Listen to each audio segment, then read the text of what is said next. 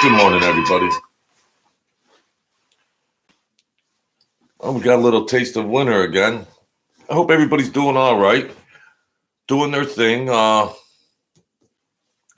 Excuse me.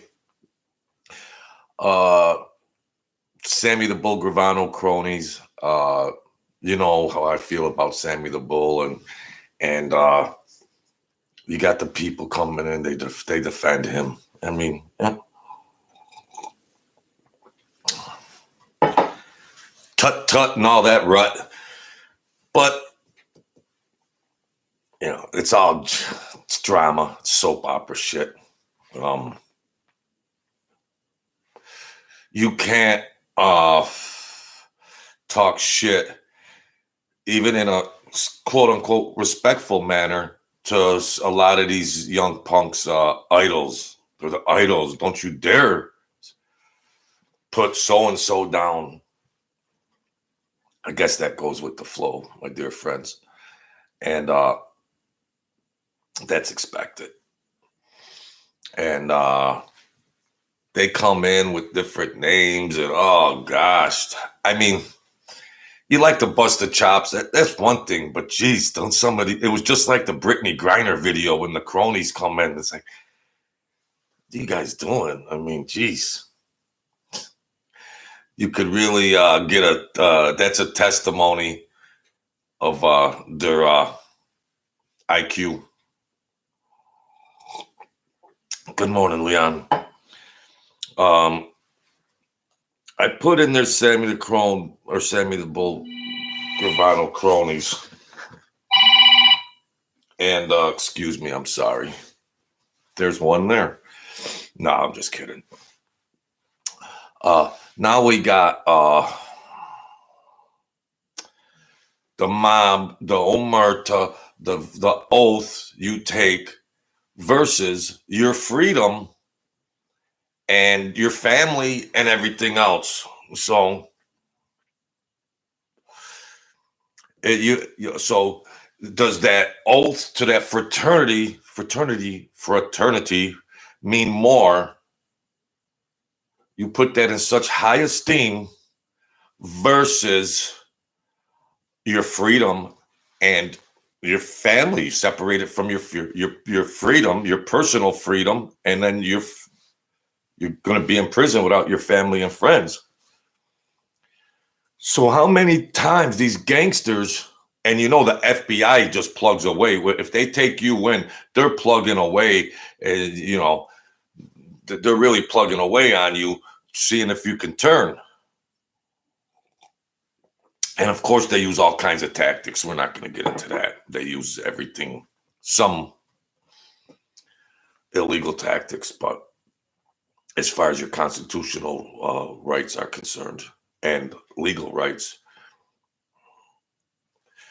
And so some guys never cooperated. They went, but Sammy the Bull Gravano, he, you talk about like a get out of jail free card. I mean, geez, Sammy the Bull Gravano was a rat before the world knew he was a rat. Let's just put it that way. And I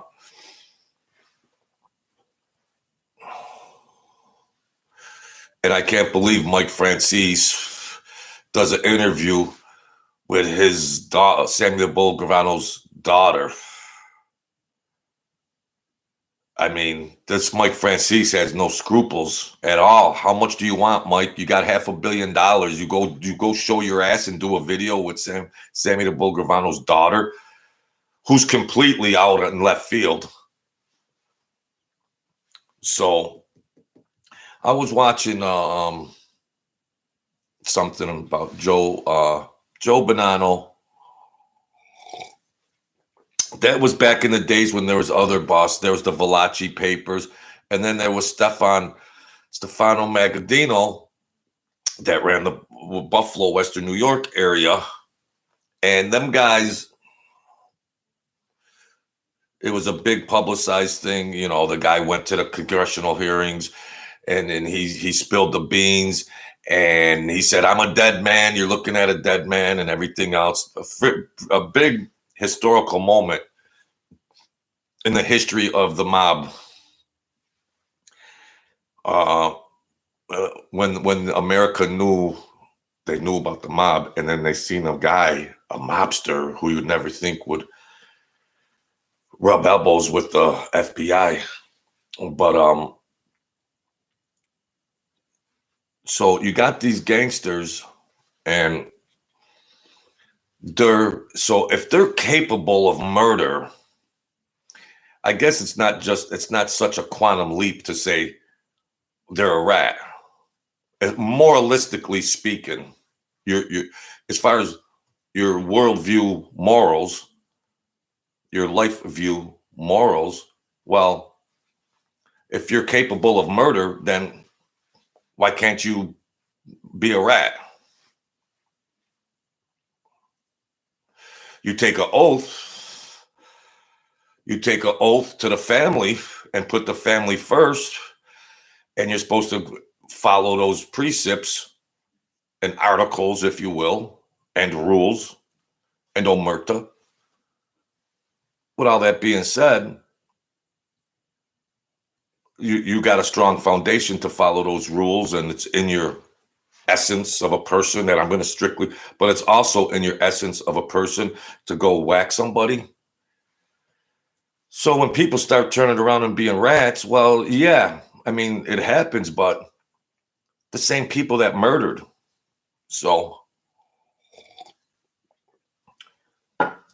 and Joe Bonanno and everybody back in those days, I like something that he said. And his son, very well-spoken, articulate. I think one of the guys from 60 Minutes did a interview. The guy from 60 Minutes did an interview with him. I think Joe Bonanno lived to like 100 years old, 97, 98 years old. And he was talking, and he said, they think that there was times, there was wars, and there was everything else. He said, I don't think the public understands that there was a lot of waiting. A lot of times, all the families, they're just waiting, and they're doing business, they're doing whatever they're doing. They're running their families, and they're just waiting for their next opportunities. And that struck me, because I mentioned in a couple videos that it wasn't all tensed up, everything like that. And I was nobody. I was just an observant. I was nobody. And it wasn't like, yeah, you'd hear guys get pissed off and let steam off, and they would decompress after that. And I heard that guy, but it was quiet times of waiting and laughter and gambling and enjoying life.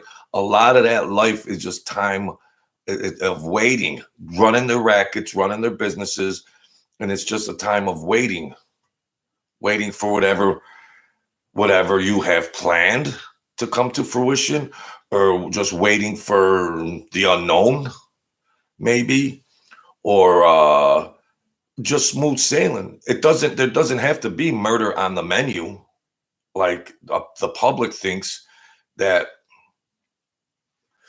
that's a byproduct, that's an opportunity cost, but it's just not the temperature of the mafia. And this little old channel, A Cup of JoJo, just wants to let you know that a lot of the time of waiting it's just regular people in a fraternity. You want to go to the track, you want to go gamble, you want to go do this, just living their life. It's waiting. It's not, yeah, they had the big wars and everything else. And in the history of the mob, there was the bloodiest wars that there could be. And those are, they just strike you, they're sensational, and they could hit the viewer real hard. Good morning, Vic. And they will, wow, but Yeah, that's very you know, surprising or entertaining, but that wasn't the temperature of the everyday life. I would go up there, somebody's hanging, just it was quiet, people waiting, and trying to get your business in order, trying to get your corporation in order, trying to keep everything smooth. And they had a hierarchy, the captain, the consigliere was more or less the guy that was doing, trying to keep that in order. Yeah, the boss was the boss, like the president, but it was the other guys trying to keep everything in order. And, I talk about Sammy the Bull Gravano, the cronies, they can't take the pressure. They got to come in. But I just wanted to state, my dear friends, that we all have our perceptions of Sammy the Bull Gravano, Mike Francis, and everything else. And it comes down to your loyalty and your allegiance to a fraternity, blood oath, versus I'm going to cooperate with the FBI and see my little babies and see my wife and my mother and father and see my family. What would you do, folks? I mean, yeah, I bash them and I come down hard on them, but you got to realize the psychology behind it also is, these guys are murderers and you still want to see your family. So if you're capable of murder, is it so surprising that they will become informants? It's not that surprising. I mean, that oath eroded systematically, generationally, each decade. That oath eroded, where it just became, it's either him or me. And I better do what I got to do before he does what he has to do, and whatever that encompasses. So my subscriber ticker stopped, and that's all I'm going to say, because I can't trip out on that. I don't know what they're doing, but I don't know. I was going to quit the channel and just say, because they said, I mean, they gave me some really crazy feedback on why they stopped my subscriber count. They're like, oh, if people keep checking their subscriber count, it's going to deter from their content and you're not going to have quality videos. It's like, who made that statement up? See, and I don't want to say too much, because social media, they'll just take you right off. They take your channel right off. Yeah, and I like doing this stuff. And I like this hobby and everything. I enjoy this hobby. And it's easy for me to say, oh, do what you got to do, and bash the social media site. But at this point in time, I'm tired. I'm an old man. I ain't got time for that gibberish.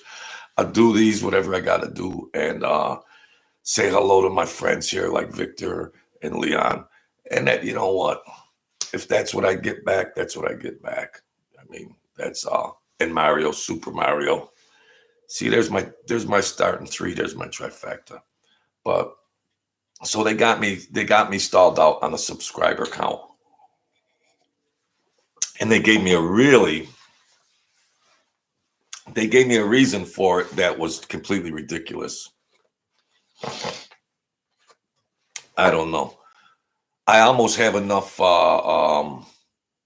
hours as far as getting monetized. I'm almost at 4,000 hours already, which, thanks to you guys, I'm gonna achieve quick. But they stalled me right out. They stalled my subscribers. They're not updating my subscribers. And I know people that subscribed and it didn't add on to my ticker. So what are you gonna do? Seems like you're always up against it. So, well, it's football weekend. Josh Allen, you got your hands full, Josh. You got your hands full. We're gonna see what the real teams are. But the Buffalo Bills, they don't have a defense, so they can't roll with the elite teams, I don't think. So I put that in there. Sammy the Bull Gravano cronies. That's just the price of doing business on social media. Mike Francis and Sammy the Bull Gravano, they're the social media gods, you know. But in defense of Sammy the Bull, because I try to look at the psychology of everything here. In the defense, it comes down to life imprisonment or cooperating and becoming an informant. And should that be so surprising when these guys are capable of murder? Like they're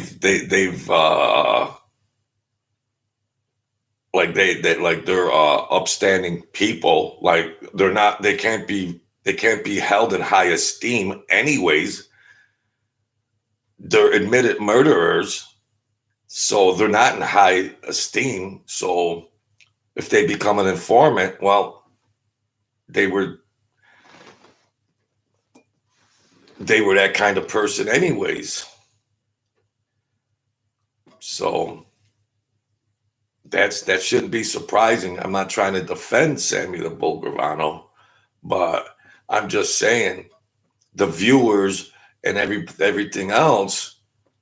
Well, see, I mean, I like to peel the layers back a little bit here psychologically, and human behavior, whatnot, even with animals like that. But Omerta versus your freedom and being with your family. And I seen family visiting people in jail and the wife and the kids coming out crying. Why can't daddy come home?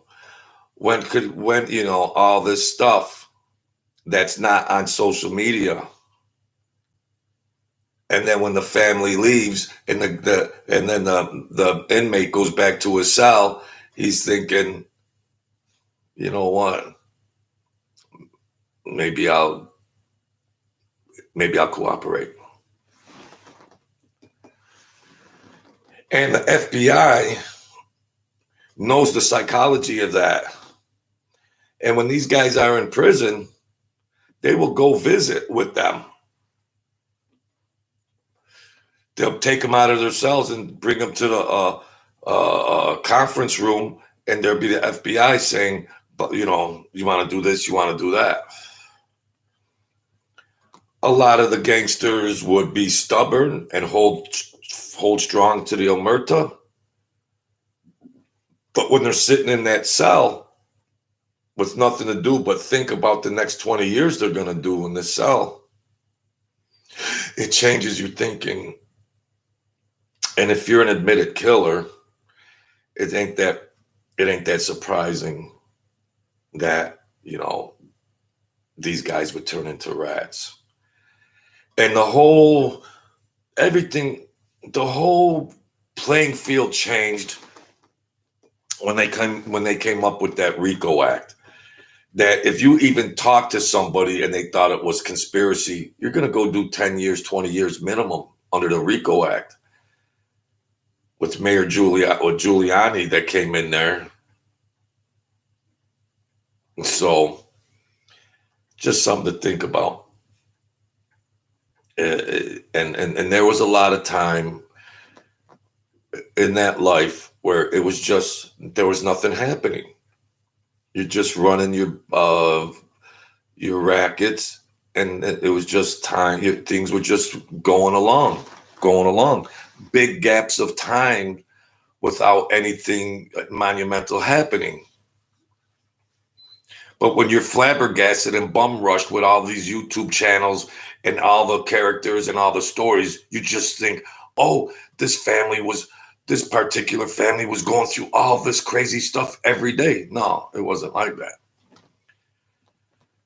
I mean, it's safe to say between all the 5 families in New York that something might have been going on between one family or another, between families here or there.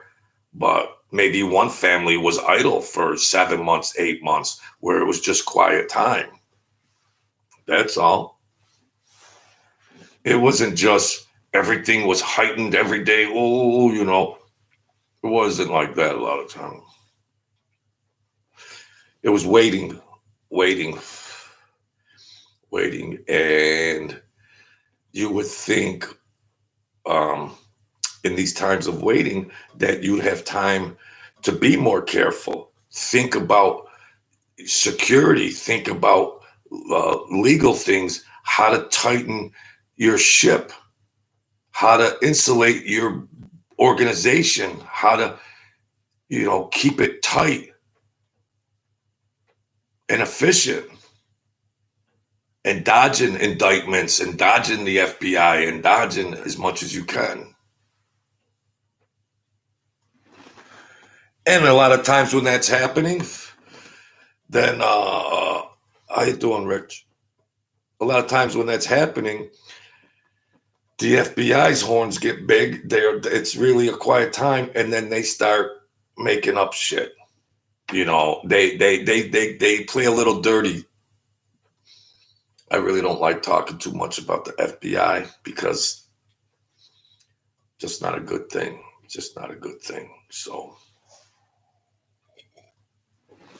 but it was just a lot of regular quiet times. Yes, I got a little small channel here, but the perception of all these channels is like there's always a crisis. Somebody's getting hit. Somebody. It's all but they're telling the stories, but a lot of them are spaced out over years.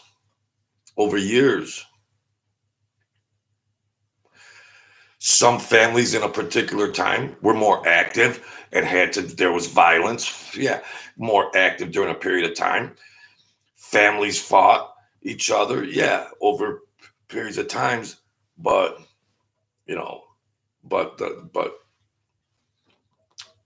the families historically didn't want to run to conflict.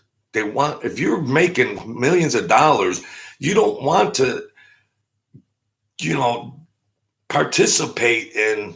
Yeah, you had enforcers that had to keep things going in whatever capacity, but you're making the money. You want everything to be cool. Keep everything cool. Keep everything nice. I mean, if somebody disrespected somebody over there, do you really have to kill them while you're taking in tens of thousands a week? I mean, geez. And for as many times they say people got hit because of those reasons, there's thousands of people that didn't get hit because they wanted to maintain peace. And then the surveillance techniques of the FBI got stronger. Their technology got stronger. They were able to break a lot more people and get more informants and everything else. And over a long period of time, it dissipated. They say the mafia or whatever, organized crime. It's like, how do you want to define organized crime? There could be 3 people in New York City that are taking sports bets, and you could say that's organized crime. They're organized, and is that a crime? I mean, as far as I'm concerned, that the mafia is that, because when you even got RICO, and if you're running a criminal, they could say you're running a criminal enterprise. Why would you want to take a risk that if they can pin something on you in those loose parameters and they're taking all your assets? I mean, so a bookmaking operation is organized crime, but isn't sports betting illegal? Well, then they'll say you broke. That's tax evasion. You didn't report.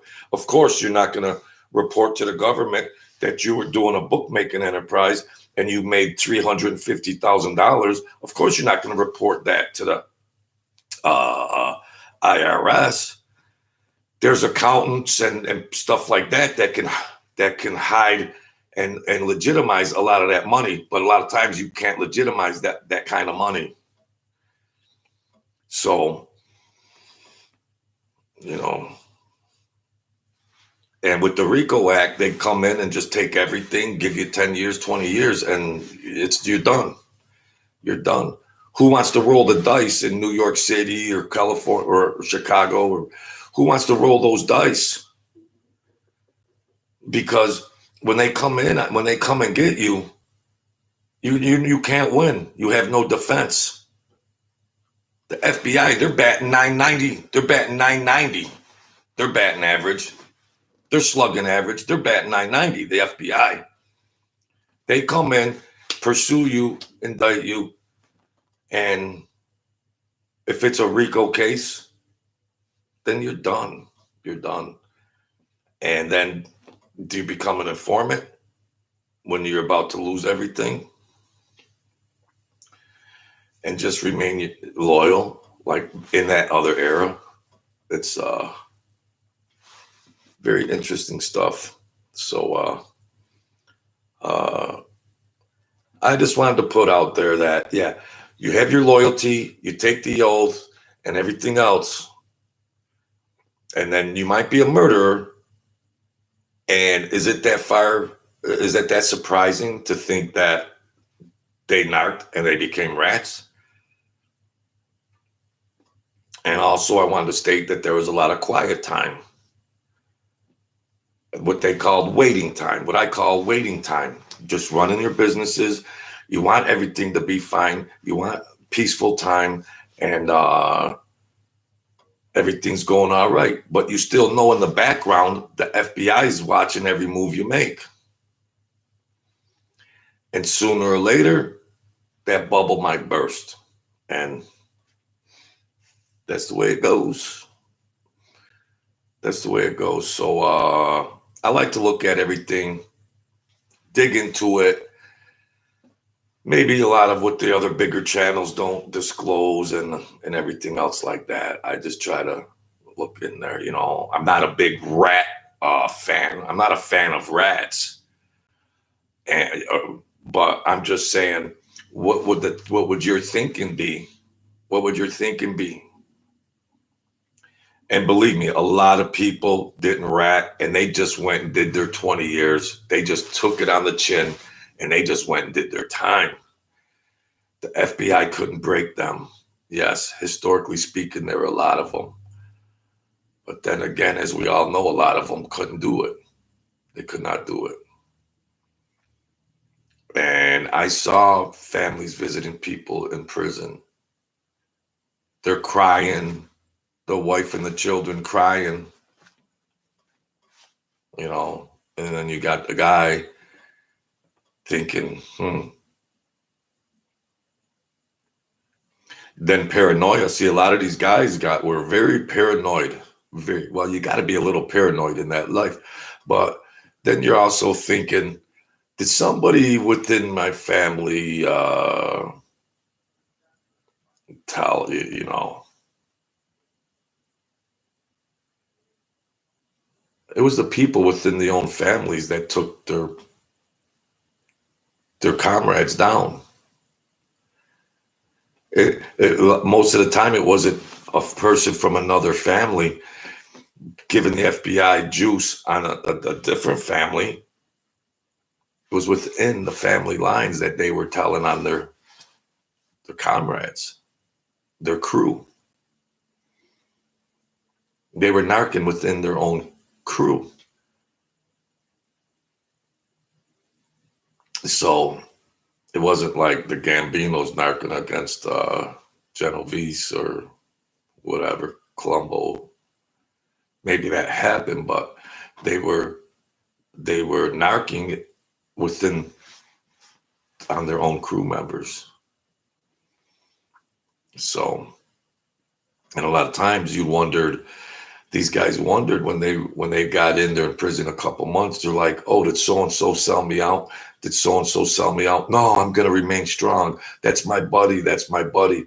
But then after 6 years, you're going, paranoia sets in. Maybe those rat bastards informed on me. And then the next thing you know, the FBI is coming to visit you in your cell, and you're like, yeah, I'll talk. So thanks a lot. Richard, thank you for coming in, man. Victor, Mario, Leon, Sports Weekend, thanks for coming in and helping me out. Stay strong, everybody. Don't let the world tear you up. Let's stay motivated.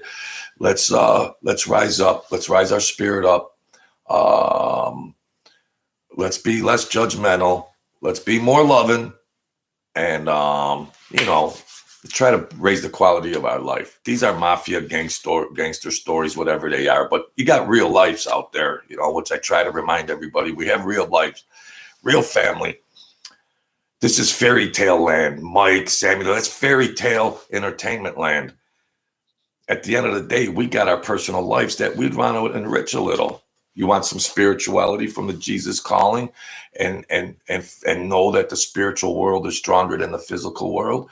And maybe you want to tap into that. I do the devotions. Maybe that might help you. So that's what we do over here. So I try to give you a different version. I try to do different topics. I got a little channel. And whoever wants to hang with me, that's fine. I really appreciate it all. Thank you guys. Stay safe. And I'll talk to you soon. I appreciate it. Victor, Leon, Mario, and Richard. Thanks a lot, folks.